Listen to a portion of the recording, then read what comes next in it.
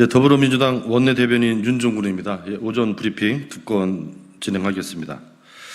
진실규명이 대통령실로 나아가기 위해서는 특검이 필수 불가결합니다. 법무부가 0.8%에 불과한 인용률을 뚫고서 최혜병 순직과 은폐 시도 사건의 핵심 피의자인 이종섭 전 국방부 장관의 이의 신청을 받아들여 출국 금지를 해제해 준 것으로 드러났습니다. 법무부가 법리대로 판단했다면 있을 수 없는 결정입니다.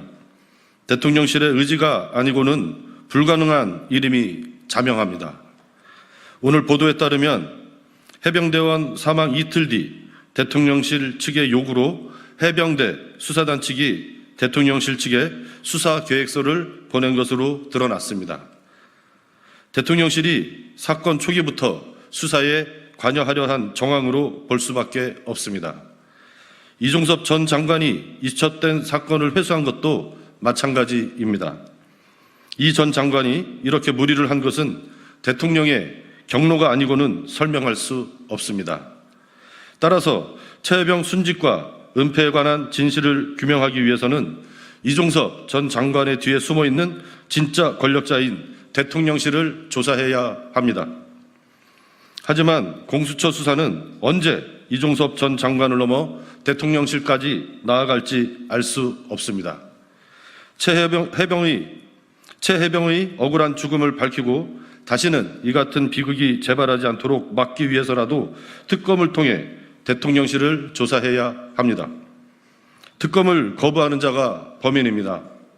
윤석열 대통령이 지은 죄가 없고 자신을 지키려고 하는 것이 아니라면 진실 규명의 길을 막지 말고 특검법을 수용하십시오. 예, 두 번째 브리핑입니다. 최상목 경제부총리와 윤석열 정권은 위헌을 핑계로 민생을 외면하지 마십시오. 최상목 경제부총리가 더불어민주당의 민생특별조치법에 관해 헌법상 예산 편성권이 행정부에 있기 때문에 위헌적 법률이라고 강변하고 나섰습니다. 최상목 경제부총리의 발언에 깊은 유감을 표합니다.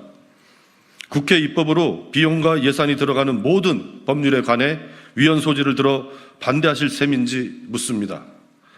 각종 특별법으로 공공시설을 지을 때도 비용과 예산이 들어가는데 이건 역시 위헌인지 답해야 합니다.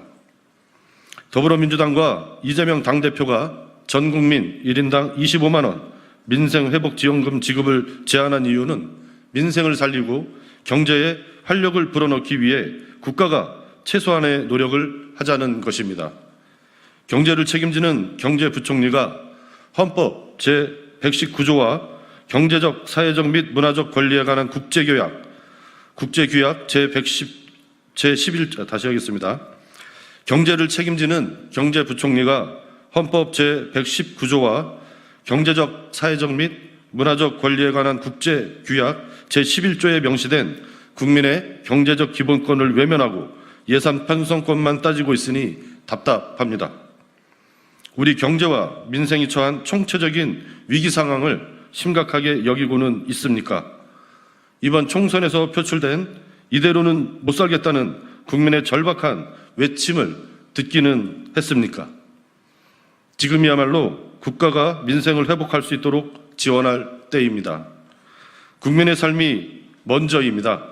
행정부의 권한이 국민의 삶보다 우선할 수 없습니다.